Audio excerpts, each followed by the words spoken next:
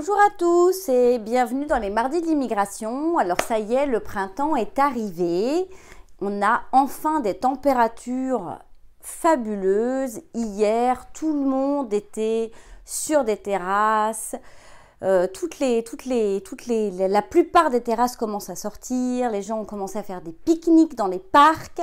Donc c'est absolument fabuleux. Ça y est, enfin. Donc vous voyez, autour du 20 avril, le printemps s'installe. Donc c'est ce que je vous dis.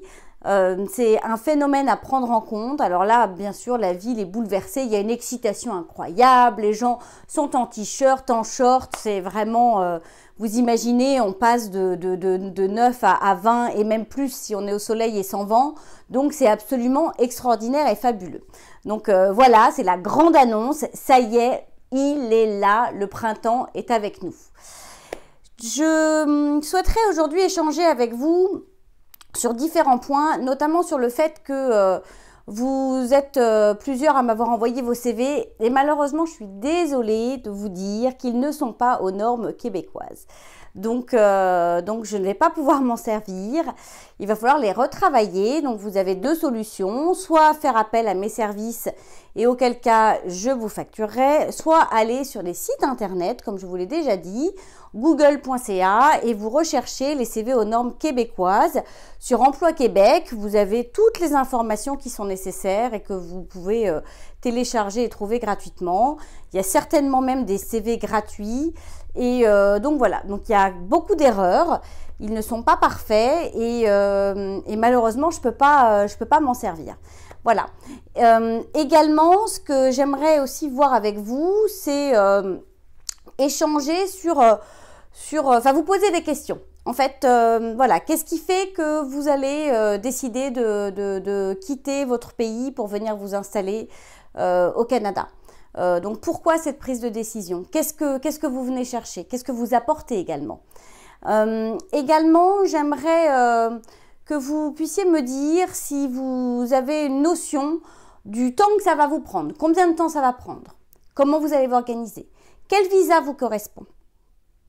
Est-ce que vous allez prendre un visa de travail, un visa d'études, une résidence permanente, un PVT? Qu'est-ce que vous pouvez faire pendant ce PVT? Une fois que vous avez lancé les démarches, que tout est en route, que tout est en place, combien de temps vous avez devant vous? Quel déménageur? Est-ce que vous vendez tout? Est-ce que vous arrivez ici avec certaines choses, certains meubles? Est-ce que puis quels sont vos droits? Qu'est-ce que vous avez le droit d'apporter? Qu'est-ce que vous n'avez pas le droit d'apporter? Est-ce que vous pouvez venir avec un container plein, un petit container? Comment vous devez faire les déclarations? Voilà, c'est tout un tas de petites questions en fait que vous pouvez vous poser. Et puis je vous avouerai que ça fait 2 jours que je participe à des forums. Je me suis inscrite sur des forums privés en fait fermés. Et en fait je vois des choses absolument incroyables. Des personnes qui posent des questions et d'autres qui donnent des réponses.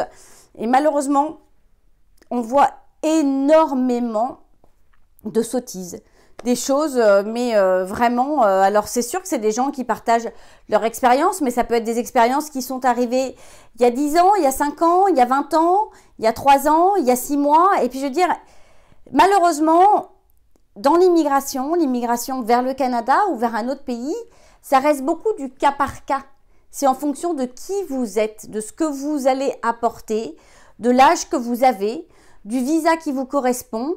Et même sur 2 visas de travail, il ne va pas se passer forcément les mêmes choses et vous allez certainement pas vivre la même expérience.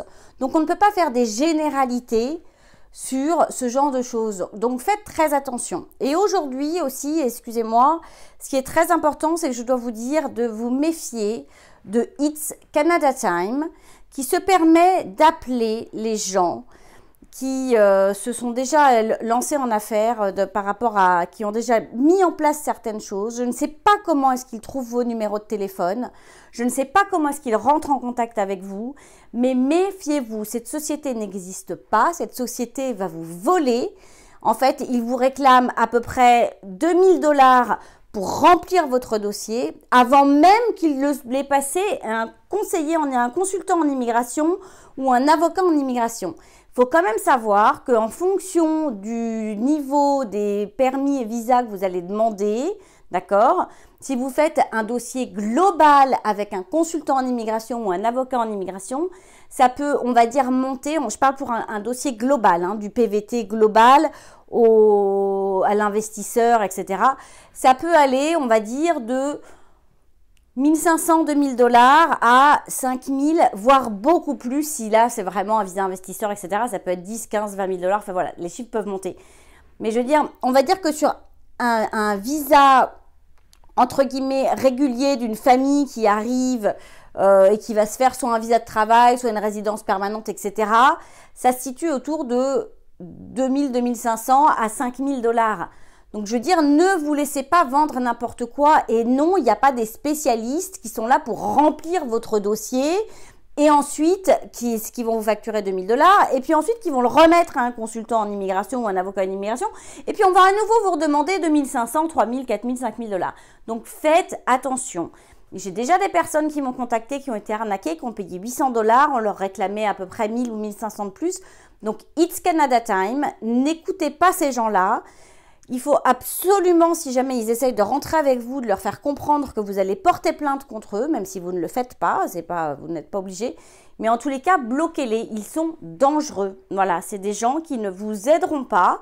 Alors peut-être que parmi vous, des gens sont passés par cette société et ça s'est très bien passé, auquel cas je suis prête à accueillir tous les commentaires et à changer mon point de vue, mais sachez que j'ai essayé de prendre contact avec eux, je leur ai demandé qui était la personne accréditée chez eux pour pouvoir prendre les dossiers d'immigration et les gérer, je n'ai jamais eu de réponse, j'en suis à 3 envois de courriel, je n'ai pas de numéro de téléphone pour les joindre, on ne sait pas qui ils sont, j'ai reçu une photo que je vous ai postée sur Facebook où il y a le prénom et le nom d'une personne. Quand on fait une recherche LinkedIn, cette personne n'existe pas. Il faut savoir qu'au Canada, LinkedIn est un outil extrêmement puissant et important puisque vous pouvez trouver des petites annonces d'embauche, mais également le profil des gens. Et systématiquement, quand vous rentrez en contact avec quelqu'un, que lorsque vous réseautez, lorsque on va faire une connexion LinkedIn. Avec vos amis, vous allez faire une connexion Facebook. Au niveau emploi, on va faire une connexion LinkedIn. Donc, c'est aussi une chose à faire, c'est vous assurer que le profil de la personne existe bien. Et là, cette personne n'existe pas. Donc, It's Canada Time, attention, société dangereuse, grosse arnaque en vue. Donc ça, c'était important que je vous le dise. Et puis, si vous allez donc sur des forums, je reviens sur ce sujet, surtout, il y a un peu de tout, il y a à boire et à manger, si je puis dire. Donc, voilà, hein, je vous avouerai qu'il faut prendre du recul. Moi, je surveille énormément, en fait, ce qui est dit et délivré sur du côté de Montréal.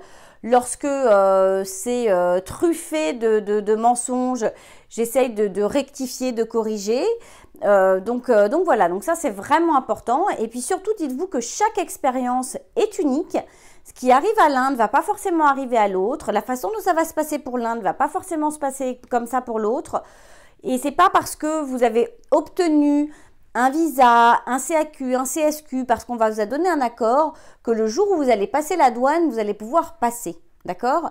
Et n'oubliez pas non plus que les douanes, surtout pour ceux qui vont arriver, là, qui sont en cours de déménagement, qui commencent à impacter, dites-vous bien une chose, c'est que à la douane, on répond toujours soit par oui, soit par non. On ne pose pas de questions aux douaniers. On ne commence pas à se lancer dans des explications bizarres. Ils vont vous faire une question fermée. Vous répondez par une question fermée. Est-ce que vous avez du fromage? Non. C'est pas non, mais peut-être que non. Par contre, si jamais vous importez des produits et que vous les avez dans votre sac, que vous dites non et que finalement ils réalisent que vous les avez, c'est quand même pas une très bonne idée parce que vous allez être fiché. Donc faites quand même attention. Voilà. Donc c'était pour aujourd'hui. Aujourd'hui, en fait, comme invité, je reçois Monsieur Papillon, qui est un comptable agréé ici au Québec et qui va vous expliquer quelques petites subtilités sur notamment les déclarations d'impôts, puisque nous en sommes en plein dedans. Le 30 avril, nous devons tous avoir rendu nos déclarations d'impôts. Donc, ça tombe merveilleusement bien d'avoir ces explications. Donc, voilà. Et puis, comme toujours, Valérie qui est là pour vous apporter un peu d'informations sur justement les visas, l'immigration, comment ça se passe. Et en fin d'émission, on retrouve Fabrice dans la parenthèse immobilière, qui est là toujours pour nous parler d'immobilier ici à Montréal. Sur ce, on se retrouve après la pause. À tout de suite.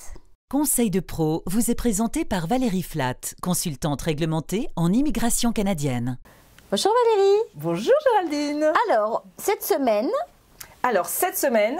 suite aux petites annonces faites par le gouvernement sur la biométrie, qu'est-ce que la on a biométrie? jugé nécessaire de faire un petit récapitulatif et puis une petite explication, quoi. C'est ça, une petite explication rapide, claire et nette de la biométrie. Ouais, pour être sûr que tout le monde... Parce que tout le monde est en panique. Hein. Tout le monde est en panique. Tout le monde, alors, je le fais pas, mais qu'est-ce que c'est? C'est un peu le même... C'est suspense autour de la biométrie. Bon, c'est quand même très bien expliqué sur les sites. On peut quand même féliciter les sites du gouvernement qui travaillent fort à mettre de l'information. Et non, je ne suis pas payée par le gouvernement pour vous dire ça, c'est bien expliqué. Il faut juste prendre le temps de le lire. Mais nous, on va vous le dire à l'oral, vous allez l'entendre. On l'a lu, on l'a assimilé. C'est ça. On vous le réexplique en mots clairs, simples et voire amusants. Donc voilà. Donc la biométrie, qu'est-ce que c'est? Alors la biométrie, déjà, c'est prise de photos, visage et prise des empreintes digitales. Ça. Alors pourquoi, vous me direz? À quoi ça sert? Oui, à quoi ça sert? J'ai ma petite idée, mais... Donc en fait, c'est pour surtout des niveaux de sécurité. C'est ça. Des niveaux de sécurité. Votre propre sécurité. Et puis la sécurité des autres. Des autres donc, aussi. Forcément, qui en découlent. Parce que forcément, dans un monde où nous sommes actuellement au XXIe siècle, c'est ça. Il y a forcément des homonymes. C'est ça. Et surtout dans certains pays, je dirais plus les pays peut-être Moyen-Orient, Afrique du Nord, Asie. Asie, c'est juste... moi, j'ai quand même un copain français. Et on a 300 personnes qui sortent. Mais moi, j'ai un copain français qui a un nom. Patrick Dupont, quoi. Ouais, ça peut être ça. Mais à chaque fois qu'il passe les douanes, parce que certainement, il doit y avoir un gars qui un jour a dû vendre de la drogue ou j'en sais rien, faire une connerie. Et quand il va aux États-Unis, systématiquement, il se fait toquer, quoi. Et il est emmené, machin, et puis il réalise que c'est pas lui. Donc voilà, donc son visage sera maintenant associé à lui-même. Voilà, donc c'est pour éviter tous ces petits désagréments. C'est ça, ces heures passées parfois à devoir s'expliquer. À justifier qu'on est un tel et pas l'homonyme. Qu'on est bien François Dupont et non pas François Dupont. Ouais. L'autre. Et du coup, pour simplifier tout ça, on se dit si le nom est associé à un visage et à des empreintes, là on est sûr. C'est ça, on sait que c'est le bon. On est sûr, et puis on est sûr aussi. Et on est sûr aussi que par exemple votre identité n'a pas été usurpée, parce qu'à l'heure où toutes les identités sont récupérées sur Internet, repartagées, on se dit finalement n'importe qui pourrait même voyager avec un faux passeport sous mon nom. Là non. Ça sera et on ne fait pas des photos avec des V de la victoire où on montre ses empreintes digitales, parce qu'il y a des gens très astucieux qui récupèrent votre petite empreinte digitale, rigolent, et qui se les mettent sur vos doigts, et puis après ils vont faire ça. Là c'est compliqué parce que là la biométrie, c'est vous êtes physiquement en personne, on vous prend en photo et on prend vos petites empreintes. C'est ça. Donc là, c'est visage et doigts. Voilà. C'est ça. Donc si vous portez un voile, il n'y a pas de problème, vous pouvez le garder. Il faudra juste le mettre un peu plus en arrière. D'accord. Mais pour qu'on voit bien votre visage. Donc vous avez sikh avec le turban. C'est pareil. Voilà, il faut avoir le visage bien délimité. C'est ça. Si vous voulez que ce soit fait par une femme ou par un homme, vous aurez le choix aussi. Il y a beaucoup de bureaux, comment ça se passe? Alors, alors là, je reprends ma petite fiche. Il y a donc les centres de réception des demandes de visa, il y en a 130 dans 96 pays. Ah ouais, quand même. Donc ça donne quand même pas mal de possibilités. Bon, c'est sûr qu'il y a des gens qui vont devoir se déplacer pour aller faire la biométrie, parce que la biométrie se fait au moment de la demande. De visa. Donc de permis d'études, permis de travail, résidence permanente. Visiteur, s'il y a un visa de touriste. Alors seulement si on a un visa de touriste à la clé. Excusez-moi, j'ai un cheveu qui rentre dans la bouche. Si on a une AVE, une autorisation de voyage, non. Pas de biométrie. D'accord. C'est seulement dans le cas des pays qui ont besoin d'un visa pour voyager. C'est ça. Donc ceux qui ont besoin d'avoir un visa touriste, un visa visiteur, eux font la biométrie. Voilà. Alors les pays qui font de l'AVE comme la France, la Belgique, l'Union européenne, eux, pas la peine. Bon. Ok. Quand est-ce que ça va rentrer en vigueur? Ah oui. Il y a 2 étapes en fait. C'est pas juste à partir du 31 juillet. Pour le 31 juillet, ne seront concernés que les ressortissants des pays européens, Moyen-Orient et Afrique. Mais que à partir du 31 juillet. C'est ça, je commence vous avez fait votre demande avant et puis que la biométrie n'était pas inclue, c'est ça, vous allez passer outre. Sachant que ça se passe dans le pays, ça se passe pas en arrivant au Canada, ça se passe ça là-bas. se passe au départ. C'est ça. D'accord. Et par contre, à partir du 31 décembre, donc autant dire à partir du 1er janvier, les demandeurs qui proviennent des pays d'Asie, Asie-Pacifique et Amérique vont être concernés par la biométrie. C'est-à-dire que eux, jusqu'au 31 décembre, ils sont tranquilles.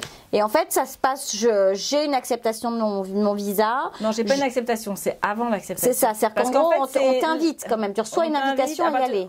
C'est ça. On reçoit une invitation à se présenter pour aller faire ses empreintes parce qu'en fait, suivant ce que va donner, quand vous allez donner votre visage et vos empreintes, tout ça, ça va être envoyé au bureau à la sécurité interne du Canada qui va vérifier qu'en fait ces empreintes et ce visage ne sont pas associés à des activités criminelles, terroristes et j'en passe. Voilà. Oui, mais il fallait en venir. Je pense que on est dans un monde un peu où va falloir contrôler tout ça.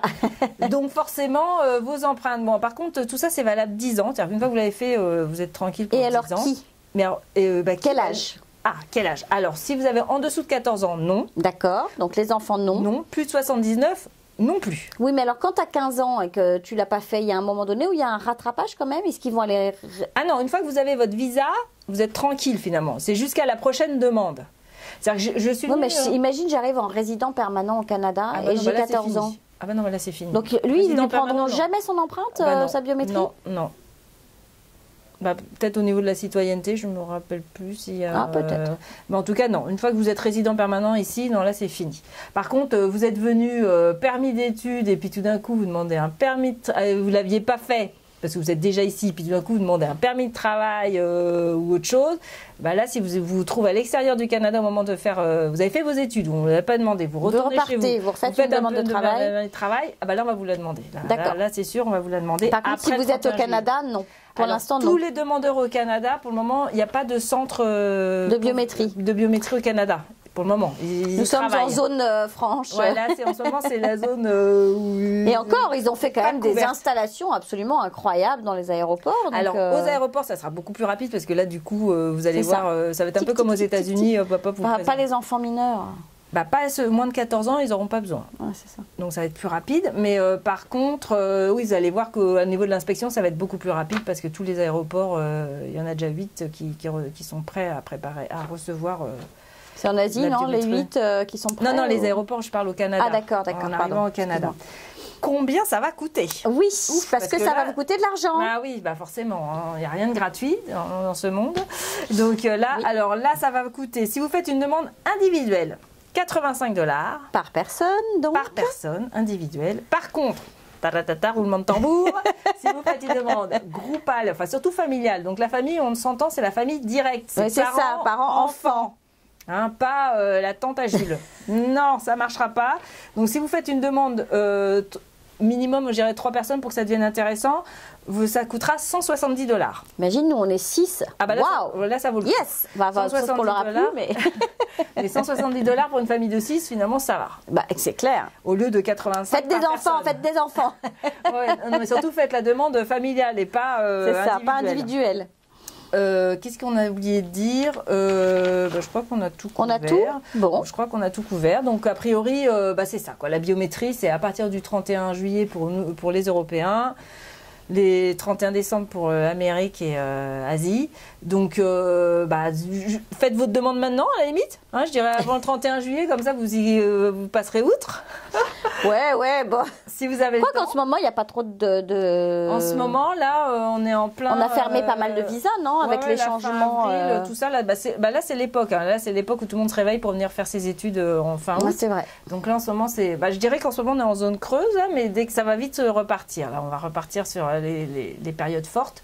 Donc, et puis en même temps, là, en ce moment, il n'y a pas la biométrie à faire. Donc, si vous avez des demandes de visa à faire, profitez-en, c'est maintenant. Lancez vos demandes. C'est ça. Après, lancez vos demandes si c'est ouvert et si vous avez le droit de les faire. Exactement. Et puis, si comme ça, vous ferez un peu moins la queue, vous recevrez plus vite votre visa et puis votre permis.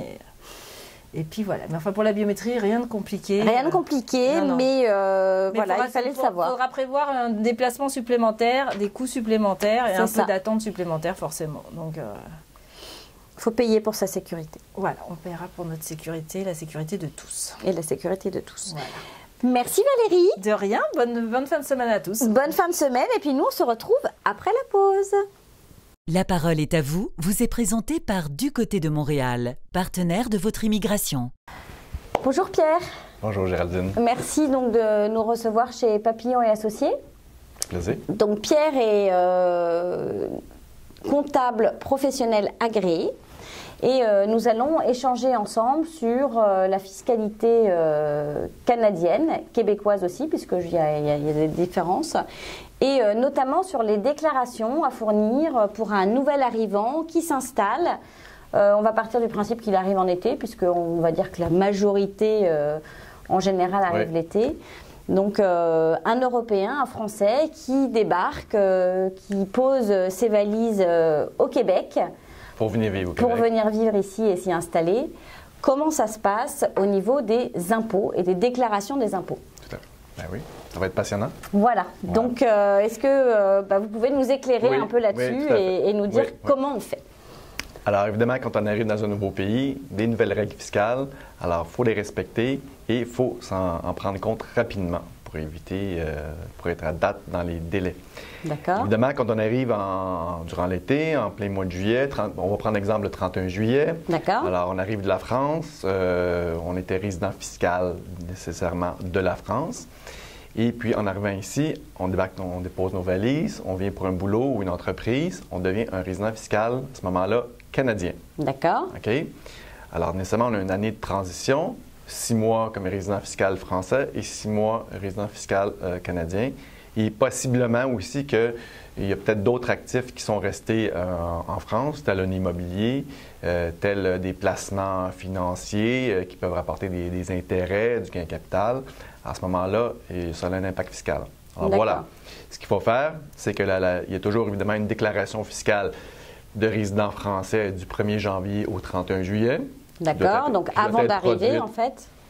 Oui, bien en fait, la déclaration elle va être à produire dans les mêmes délais possiblement qu'un résident français qui reste en France. D'accord. Et puis, il va y avoir une déclaration de résident canadien du 1er au 31 décembre qui doit être produite dans les délais, soit au maximum le 30 avril de l'année suivante. D'accord, donc du 1er août en gros au 30 décembre, on doit déclarer tous les revenus qu'on a fait au Canada sur une déclaration fiscale canadienne. Tous les revenus mondiaux, en fait. Ah oui, tous les revenus mondiaux. Tous les revenus mondiaux. Ça, c'est important. À partir du moment que vous devenez résident fiscal canadien, vous devez déclarer tous les revenus mondiaux, c'est-à-dire les revenus canadiens que vous faites ici, plus les revenus français. Qu'on pourrait avoir dans le cadre de dividendes, d'actifs, d'un bien immobilier, location, etc. Là, vous allez me dire, bien là, il y a de la double imposition. Oui. Alors non. Alors évidemment, pour la période du 1er août au 31 décembre, il y aura une déclaration de non-résident français à produire. Avec des règles ici? Non, en France. En France, nécessairement. Alors, il y aura avec une déclaration fiscale de non-résident à produire avec des crédits en moins possiblement. D'accord. Et il y aura de l'impôt possiblement à payer sur le régime français. Alors, cet impôt-là, qui va avoir été payé en France, on pourra le mettre dans le calcul ici au Canada, dans la déclaration fiscale canadienne. On pourra faire un calcul pour avoir un crédit d'impôt. C'est-à-dire que l'impôt qui aurait été payé en France pourra être appliqué en diminution de l'impôt canadien. Il faut s'entendre. Il est possible que si vous déclarez 10 000 $ de revenus locatifs en France, vous n'allez pas payer beaucoup d'impôts. Mettons 10 mettons 1 000 $. Par contre, ça vous fait augmenter. Vous rajoutez votre revenu locatif ici sur votre revenu canadien, possiblement que votre taux d'imposition sera à ce moment-là à du 40 ou 50 on ne sait pas. Donc là, on va payer la différence. On va payer la différence. Ce n'est pas une double imposition. C'est pas une double imposition. Les règles entre de l'OCDE, les ententes fiscales évitent cette double imposition. Cette double imposition-là. Par contre, il n'y a pas de double imposition, mais il y a une double déclaration. Puisque, si j'ai bien compris, si j'ai bien appris ma leçon, on a une déclaration fédérale et une déclaration provinciale. Oui, au Québec, effectivement, on doit produire une déclaration provinciale et fédérale, et produite dans les mêmes délais, c'est-à-dire jusqu'au 30 avril 30 avril de l'année suivante. Et puis, c'est sensiblement les mêmes règles, les mêmes crédits qui sont accordés. Accordés. Alors, mais effectivement, mais souvent, ça se fait si vous consultez un professionnel pour faire des impôts, mais c'est un automatisme. Au Québec, on fait automatiquement les déclarations fédérales, provinciales. Tout se fait en même temps. D'accord. Et ce que j'ai appris, c'est qu'on n'était pas obligé de faire des déclarations papier. On peut faire des déclarations électroniques et c'est même d'ailleurs ce qui se fait le plus souvent. Bien, le traitement est beaucoup plus rapide. D'accord. Et je pense que c'est 80% des déclarations et plus au Canada qui sont faites électroniquement. Ceux qui font des déclarations papier sont de moins en moins. Il faut savoir qu'ici au Canada, il n'y a pas de déclaration pré-remplie comme en France. C'est-à-dire qu'ici, il faut vraiment attendre tous les feuillets qu'on reçoit, les feuillets fiscaux qu'on reçoit. D'ailleurs, les entreprises et les institutions financières ont jusqu'au 28 février de l'année suivante pour fournir les feuillets fiscaux. D'accord. Une fois que nous avons reçu tous les feuillets fiscaux en date du 28 février, là, on peut commencer à faire une déclaration ou aller voir un professionnel pour faire sa déclaration.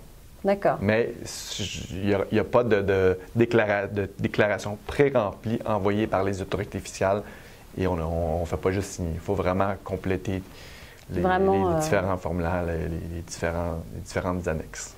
Et donc, après, c'est mon point de vue, mais j'espère que vous le validerez. Est-ce que vous êtes d'accord avec le fait que c'est quand même plus simple pour une première année, pour un nouvel arrivant, de se faire accompagner, d'être aidé?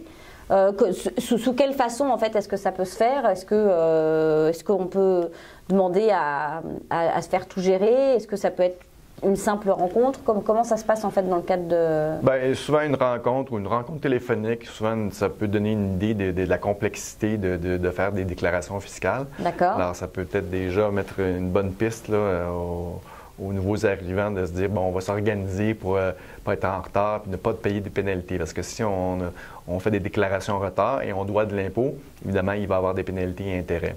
Oui, c'est ça. Si on déclare pas, c'est ça. Si on déclare pas comme il faut, puis souvent, pas du tout.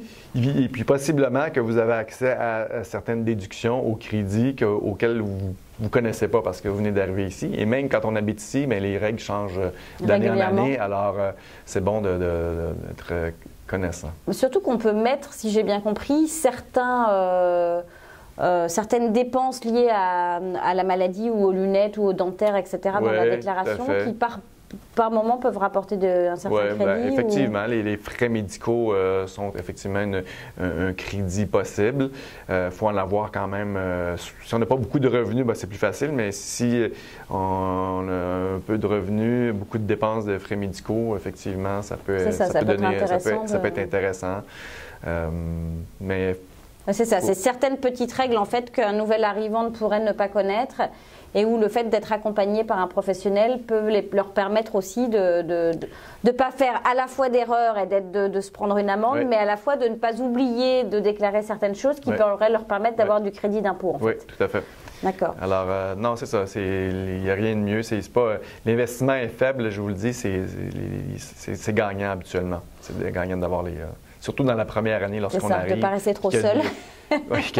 Les zones grises, là, je vous le dis, là, même faire des déclarations de non-résidence sur la France, c'est pas simple. Même les autorités fiscales sont plus ou moins familiers avec ça. Alors, pour bien faire les choses, idéalement, ne pas rester seul. Ne pas rester seul dans son coin. Et alors, comment ça se passe pour une personne qui veut créer son entreprise, un entrepreneur?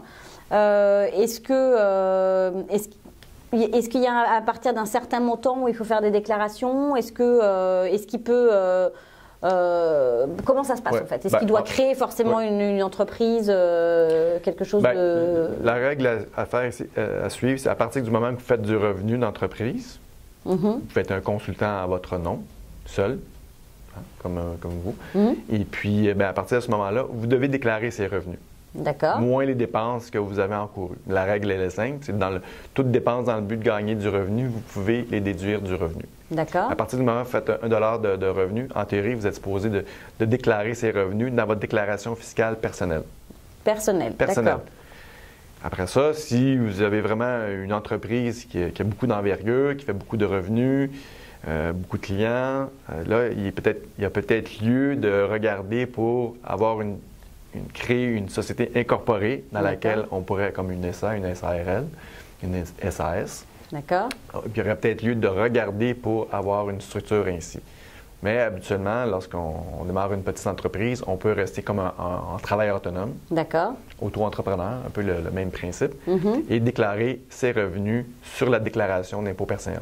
D'accord. Et il n'y a pas de seuil pour rester travailleur autonome? Il n'y a pas un seuil maximum? Non, c'est-à-dire le travailleur autonome, il peut déclarer 1 million de dollars de profit. D'accord. Je ne dis pas que c'est la meilleure stratégie, mais il pourrait le faire sur sa déclaration d'impôt personnel. Oui, c'est sûr qu'après, il y a des stratégies par rapport à... Ce qu'il faut retenir aussi, c'est que si vous êtes travailleur autonome et vous dépassez le seuil de 30 000 de revenus, là, à ce moment-là, vous allez devoir vous inscrire en TPS-TVQ, soit la TVA canadienne. Et donc demander enfin payer cette c'est-à-dire charger la TPS. La TPS, c'est la taxe sur les produits et services. TVQ, c'est la taxe de vente du Québec. Vous allez devoir charger, si vous rendez un service de conseiller, de consultant, vous devez charger, mettons 1 000 plus la TPS à 5 et la TVQ à 9,975. Vous chargez votre client, vous la collectez. Et on la repaye. Et vous la redonnez aux autorités fiscales, moins les TPS, TVQ que vous avez payé sur vos achats, sur vos frais de déplacement, sur différentes dépenses. C'est le même principe qu'en France. Le même principe que la TVA. Complètement, ça c'est... Mais c'est le seuil de 30 000. Alors, si vous avez une petite entreprise, vous faites moins de 30 000 bien, vous n'êtes pas obligé de charger des taxes à vos clients. D'accord. Et au-delà de 30 000 ou à partir de 30 000 vous devez commencer à penser à vous inscrire. Vous devez vous inscrire et commencer à charger les TPS, TVQ. Et pour une entreprise, c'est pareil, il y a aussi bien la déclaration, toujours dans le cadre de la déclaration provinciale et fédérale. Tout à fait. Quoi qu'il arrive, c'est dans votre impôt personnel. Puis si vous vous incorporez avec une structure plus importante, à ce moment-là, c'est la même chose. Il y aura aussi une déclaration fédérale corporative et une déclaration provinciale corporative. D'accord. Encore la même chose. Et alors, une personne qui souhaite en fait venir ici, acheter une entreprise, est-ce que, parce que il y a des petites rumeurs comme ça qui courent entre nouveaux arrivants, et puis on le voit sur les réseaux sociaux où les gens se mettent en garde les uns les autres sur le fait de se faire arnaquer dans le cadre d'un rachat d'entreprise. Parce qu'a priori, d'après ce que j'ai entendu, on n'a pas la même façon d'aller forcément déclarer nos chiffres ou produire nos chiffres. Qu'est-ce qu'il en est en fait? Comment ça se passe dans le cadre d'un rachat d'entreprise? En fait, on a tous l'obligation, soit en France ou au Québec, on a tous l'obligation de fournir nos revenus et nos dépenses aux autorités fiscales en faisant une déclaration. Bon, ça c'est la base, c'est pareil. Après ça, lorsque le vendeur ici veut vendre son entreprise, nécessairement, il va tenter de le mettre dans un beau paquet cadeau. Beau packaging.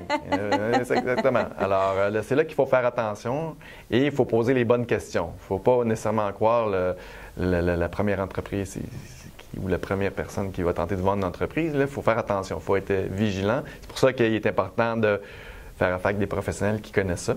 Soit les avocats et les comptables qui peuvent faire des vérifications diligentes pour valider les chiffres qui sont présentés par le vendeur. C'est ça, s'assurer qu'il n'a pas déclaré un chiffre, enfin qu'il ne présente pas un chiffre sans forcément aller parler d'autre chose ou... Souvent, savoir lire entre les lignes. Ce qu'on entend le plus souvent, c'est que ce qui a été déclaré au niveau des ventes, c'est peut-être pas les montants des ventes qui sont sur papier pour la vente ne sont pas nécessairement les ventes déclarées parce qu'il y a peut-être des ventes non déclarées.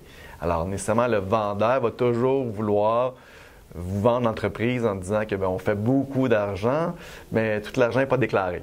Alors, moi, je dis toujours, ce qui est important, c'est quand même ce qui est déclaré. Ce qui est déclaré, on paye pour ce qui a été déclaré. Ce qui n'a pas été déclaré, il n'est pas là, on ne peut pas le voir. On ne peut pas le prouver. On ne peut pas le prouver, on ne l'achète pas. Alors, c'est là souvent qu'il y a des petits commentaires, des commentaires qui circulent disant, mais je me suis fait arnaquer, les revenus ne sont pas ce qu'ils étaient.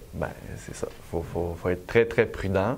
Et puis, il faut acheter avec toute connaissance de cause et consulter et puis se faire aider. Parce que, comme je vous dis, celui qui vend, il va toujours vouloir vendre au meilleur prix possible. Puis il a raison. Celui qui achète, il a raison. Alors, si le premier venu, il achète le premier prix, je pense que c'est l'acheteur qui est un peu fautif de ne pas avoir fait ses devoirs. C'est ça. Et puis l'acheteur qui arrive au Québec, mais c'est de votre faute, hein, les Québécois, à toujours nous dire, enfin, vous êtes toujours tellement gentils, agréables. On a toujours tendance, nous, à se dire, on est dans le pays des bisounours. Mais effectivement, je pense que quelqu'un qui, malgré tout, vend, voilà, il a plutôt intérêt à faire une bonne affaire. Et donc, c'est pas juste au Canada, là. Oui, on est d'accord, c'est partout dans le monde. Non, c'est sûr. On a tous tendance à mettre le beau papier cadeau, à montrer que, voilà, c'est sûr que ça, c'est normal. Et puis que ce soit d'ailleurs pour une acquisition privée ou une acquisition professionnelle. Oui.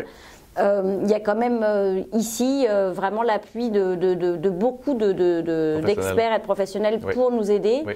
Que ce soit pour l'acquisition d'un bien où on va faire appel à un inspecteur, enfin quelqu'un qui va faire une inspection du bien, que ce soit pour une entreprise où on peut faire appel effectivement à des avocats, des fiscalistes, des comptables professionnels agréés. Donc ne pas rester seul. En fait. Ne pas rester seul, puis de magasiner aussi plusieurs entreprises. Souvent, ce que je vois, c'est qu'il y a toute l'excitation de venir acheter une entreprise au Canada. On veut que ça se fasse vite et puis on saute certaines étapes. Alors, prenez le temps de... Parce que souvent, on magasine par Internet maintenant. Alors, il y a des belles entreprises. Alors, souvent, on va sauter sur la première entreprise venue, mais il y en a beaucoup d'entreprises à vendre qui ne sont pas nécessairement très visibles sur Internet ou quoi que ce soit. Alors, il y en a ailleurs, c'est ça. Il y en a ailleurs. Alors, c'est pour ça qu'il faut débarquer ici, prendre le temps qu'il faut, pas juste avec un voyage. Il faut venir un voyage, 2 voyages pour vraiment voir l'environnement commercial, l'industrie dans laquelle vous êtes confortable, magasiner, poser beaucoup de questions. Et revenir encore poser des questions. C'est ça, aller à la rencontre des professionnels, se faire accompagner, planifier un peu tout. Planifier, c'est la meilleure chose à faire si on veut vivre une belle expérience. Si on vit une mauvaise expérience, mais là, évidemment... C'est qu'on est un peu fautif quelque part aussi. Je pense que oui. On allait un peu vite. Dans tout projet dans la vie, si on ne le planifie pas, on peut avoir des surprises. Ça, c'est sûr. Ça, c'est sûr. Voilà.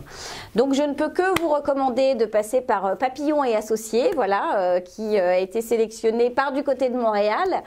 Donc, après, il y a d'autres acteurs et d'autres comptables professionnels agréés au Québec. D'autres spécialistes aussi que nous, on réfère souvent. Voilà, d'autres spécialistes. Donc, en tous les cas, sachez que pour éviter...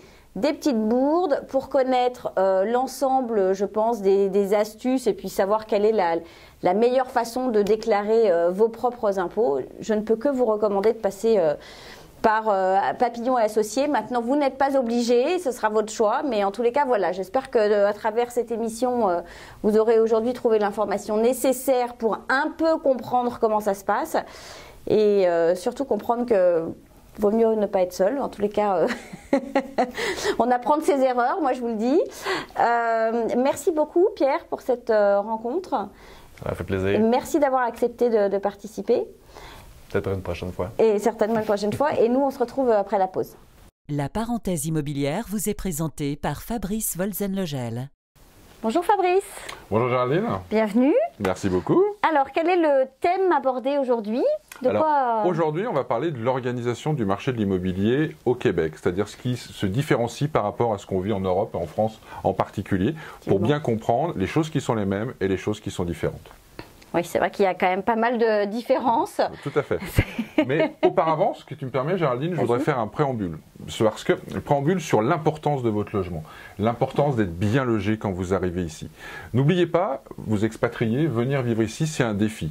C'est aussi des belles rencontres, mais c'est malgré tout aussi quelquefois des complications.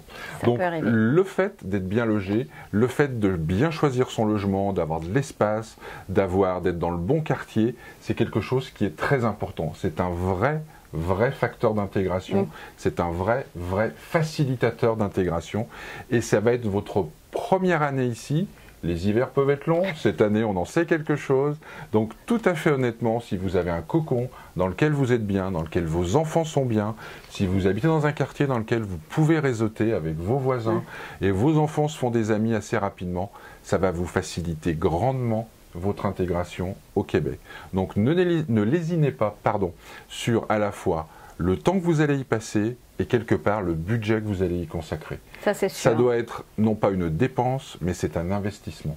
Un véritable investissement dans votre projet d'intégration ici. Non, je suis entièrement d'accord. On voit trop de gens qui peuvent se retrouver en souffrance. Une immigration, c'est compliqué. Donc c'est vrai que se dire que quand on rentre dans son cocon, dans son home sweet home, excusez-moi les Québécois francophones, c'est un vrai bonheur. Alors, qu'est-ce qui différencie le marché québécois du marché français ou européen quand vous recherchez un bien immobilier? Que ce soit à la location ou à l'achat, puisque c'est je veux dire, les procédures sont à peu près les mêmes. Vous avez une première versant, c'est le marché entre particuliers, qu'on connaît en France ou qu'on connaît en Europe sur des sites qui existent, du particulier à particulier. Ici, les sites principaux, je ne vais pas tous les citer parce qu'il y en existe beaucoup, mais c'est Kijiji, c'est l'EPAC, et pour la transaction, il y a un site aussi de particulier à particulier qui s'appelle Du Proprio, mais qui ne fait pas du tout la location, qui fait uniquement l'achat et vente. Donc, sur ces sites-là, vous allez avoir en règle générale quelques photos. Ce sont des annonces de particuliers. Vous allez avoir très souvent l'adresse ou une localisation assez précise qui diffère, je dirais, de la France. Donc, vous allez avoir une première base de renseignements. Pas forcément très complète. Vous aurez aussi le nombre de pièces, si les électros sont inclus ou pas, et le loyer qui va vous être fourni. Donc, en règle générale, en face de vous, là, vous avez un particulier. Donc, ce qui est important auprès de ces gens-là, c'est de leur poser des questions, et c'est de leur poser des questions précises sur, notamment, ce qui est inclus, pas inclus dans votre loyer, est-ce que l'hydro est inclus, donc l'électricité, est-ce qu'il y a des charges complémentaires qui vont être à votre, je dirais, à votre charge par rapport à la location, qu'est-ce qu'il y a autour du bâtiment, parce que vous n'avez personne qui vous représente, donc quels sont les voisins, au-dessus, au-dessous, est-ce qu'en face de l'appartement vous avez quelque chose d'industriel, vous avez quelque chose de résidentiel. Donc, je dirais, soyez vigilants sur ces points-là, mais c'est un très bon moyen d'aujourd'hui trouver une location ou de trouver un achat sur Montréal. Il y en a qui l'ont fait. Moi, je le ferai pas, mais écoutez, il y en a qui l'ont fait. Voilà. Mon rôle est d'être impartial, c'est un très bon moyen, ça a le mérite d'exister, il y a pas mal d'annonces dessus, et ça permet véritablement d'avoir déjà une première approche. L'autre moyen, c'est si vous êtes là, et à mon avis c'est le meilleur des moyens, c'est de vous promener dans les quartiers. Vous verrez, il y a plein de panneaux qui fleurissent, d'agents, mais aussi de particuliers à vendre ou à louer. Ça vous permet de visualiser tout de suite la maison, de visualiser tout de suite son environnement, de voir si par rapport à votre volonté d'être à proximité d'un métro, proximité d'une école, proximité de commerce, vous avez ça. C'est un très très bon moyen. Très souvent, vous avez un numéro de téléphone où vous pouvez même aller sonner à la porte et les gens vont vous ouvrir assez facilement et vous pouvez même avoir une visite immédiate ou du moins une visite très rapidement. C'est aussi un très très bon moyen. Le troisième moyen entre particuliers que je vous conseille et qui fonctionne de mieux en mieux, c'est globalement les réseaux sociaux, ce qu'on appelle les réseaux sociaux, les forums Facebook, les sites, les blogs, tout ce qui traite de l'implantation à Montréal, de la location immobilière à Montréal. C'est un très bon moyen. Et puis le réseau que vous avez commencé à développer ici, parce que forcément, dans votre projet, vous avez dû contacter des gens, demander des conseils et tout. Donc, posez-leur la question s'ils n'ont pas quelque chose à louer ou à vendre qui pourrait correspondre ou s'ils ne connaissent pas quelqu'un. Ça, c'est aussi un très très bon moyen. Après, la seule mise en garde que je peux vous faire, en toute honnêteté, c'est que, à prime abord, ici, les gens, ils font confiance. À prime abord, les gens ici, ils ne sont pas là pour vous, entre guillemets, arnaquer. Mais soyez vigilants parce que vous êtes des nouveaux arrivants. Et comme tous nouveaux arrivants, vous n'êtes pas au courant de tout ce qui existe et de tout ce qui se fait. Et certains pourraient être amenés à en profiter un petit peu. Donc soyez vigilants, restez ouverts et ça devrait bien se passer. Ce qui diffère considérablement, par contre, par rapport au marché français, c'est si vous voulez utiliser un agent immobilier. Ça diffère considérablement parce qu'en France ou en Europe, quand vous allez rechercher un bien, vous allez contacter une dizaine ou une quinzaine d'agences qui ont des biens dans les quartiers dans lesquels vous allez vous implanter. Et vous allez avoir une dizaine d'agents en face de vous qui vont essayer de vous vendre ou de vous louer uniquement le bien qu'ils ont. Ici, quand un agent immobilier rentre un bien, qu'il soit à l'achat ou à la location, on est obligé de l'inscrire sur un site qui s'appelle centris.ca. Centris.ca, c'est le site des agents immobiliers. Et je le répète, en tant qu'agent, dès qu'on a un mandat, qu'on appelle ici une inscription, on est obligé de l'inscrire sur ce site. Ce qui veut dire que si vous vous connectez, vous, sur ce site, vous avez tout, je dis bien tout ce qui existe dans le marché immobilier entre agents immobiliers. D'accord. Donc, c'est un véritable hub d'entrée, c'est une véritable porte d'entrée sur le marché. C'est une mine d'or. C'est une mine d'or. De plus, vous avez des renseignements ultra précis, puisque les agents sont responsables de ce qu'ils écrivent. Donc vous avez forcément les bons renseignements, que ce soit les surfaces, que ce soit les loyers, que ce soit les frais de téléphone, les frais d'hydro, les frais de... je ne sais pas ce qui peut être inclus, de ce qui est inclus ou de ce qui n'est pas inclus. Et puis vous avez des cartes très précises qui vous permettent de localiser par rapport au métro, par rapport à différentes choses. Donc, et dessus, par contre, il y a la photo de l'agent qui a rentré le bien, mais on n'est pas obligé de passer par cet agent. Alors, mon conseil, c'est que si vous décidez de travailler avec un agent, c'est de choisir un agent qui va être votre référent ici, qui va être votre porte d'entrée. Parce que moi, en tant qu'agent, par exemple, j'ai accès à tout ce qui est disponible sur le marché. Donc je vous représente et je peux vous proposer tout ce qui est disponible sur le marché et être votre représentant, votre caution morale, on va dire, auprès des propriétaires ou des vendeurs en disant moi j'ai des clients, je les représente, je peux aller visiter pour vous, on peut faire des vidéos, donc on peut défendre vos intérêts. Et on peut vous aider à monter un dossier de façon claire qui vous donne toutes les chances de pouvoir, je dirais, passer la porte de l'achat ou de la location en toute tranquillité et en toute sécurité. Ce qu'il faut savoir, c'est que le marché immobilier professionnel au Québec est l'endroit au monde où il est le plus réglementé. Donc si vous passez par un agent, vous êtes sûr que vos intérêts seront protégés. Surtout que vous passez des diplômes et des sacrés... Alors, on a des formations initiales, plus ensuite des formations complémentaires tout au long de notre carrière. Donc, on est obligé. Et puis, la cerise sur le gâteau, c'est que nos services, pour vous qui êtes locataire ou qui êtes acheteur, sont gratuits. C'est les propriétaires qui nous payent. Donc, pourquoi se passer des compétences et pourquoi se passer de la sécurité que vous procure un agent immobilier ? Voilà, donc vous pouvez le voir, on a en fin de compte deux approches. Une approche entre particuliers qui ne diffère pas véritablement de ce que vous connaissez et une approche entre agents qui diffère complètement de ce que l'on connaît. Ouais. Donc, à vous de faire votre choix, mais les deux ont des avantages et des inconvénients. Mais on est à votre disposition pour répondre à votre question sur notre courriel laparenthèseimmobilière@gmail.com. Exactement, écoute, c'est exactement ça. Alors moi, j'ai mon petit point de vue personnel là-dessus. Vous le savez, ça fait 2 ans que je vous le dis, utilisez les services d'un agent immobilier. Il y en a qui ont déjà utilisé les services de Fabrice parce que ça fait 2 ans que Fabrice et moi sommes partenaires. Donc voilà, mais en tous les cas, vous n'êtes pas obligés. Kijiji existe, il y en a qui l'ont fait. À vos risques et périls, maintenant, voilà, vous verrez, Fabrice est totalement impartial. Mais moi, je vous dirais, prenez les services de Fabrice. C'est gentil. Voilà, mais en tout cas, vous avez le choix. Vous avez le choix, c'est ça qui est important. Mais c'est sûr que vous arrivez dans un pays étranger, vous ne connaissez pas les us et coutumes, vous ne savez pas comment ça se passe, vous ne connaissez pas les règles sur les dépôts, sur ce que vous devez payer, pas payer, sur ce qu'on peut exiger de vous, ne pas exiger de vous. Avoir un agent, c'est vous garantir que tout sera fait dans les règles de l'art et que le jour où vous allez descendre de l'avion, vous aurez un logement qui vous conviendra et qui sera sécurisé pour vous. Donc, et puis surtout, vous avez, un historique aussi de toutes les transactions, de tout ce qui se fait sur les biens. Oui. Donc vous pouvez voir un peu ce qui s'est passé et quelles sont les mouvances. Alors c'est vrai sur la location, c'est surtout vrai sur l'achat, avec la base de données Centris sur lequel nous avons, nous agents, beaucoup plus d'informations que ce qu'on met à la disposition du grand public. On a tout l'historique du bien. Donc on sait quand est-ce qu'il a été acheté, on sait combien il a été acheté, on a très souvent les photos d'avant, donc on sait s'il a été rénové, pas rénové, on sait s'il a eu des problèmes, s'il y a eu des inondations, s'il y a eu des fuites d'eau, s'il y a eu le feu. Donc on a une masse d'informations et je trouve qu'il est dommage de se passer de cette masse d'informations qui est gratuite. C'est ça. Mais après, libre à vous de prendre vos responsabilités et de faire en sorte que ça se passe bien. Exactement. N'hésitez pas à nous écrire, comme vous l'a dit Fabrice, laparenthèseimmobilière@gmail.com. On se retrouve la semaine prochaine. Bonne semaine à tous. Fabrice, bonne semaine à toi. Bonne semaine à toi aussi. Merci beaucoup à tous. Voilà, merci de nous suivre dans les mardis de l'immigration. Au revoir. Au revoir.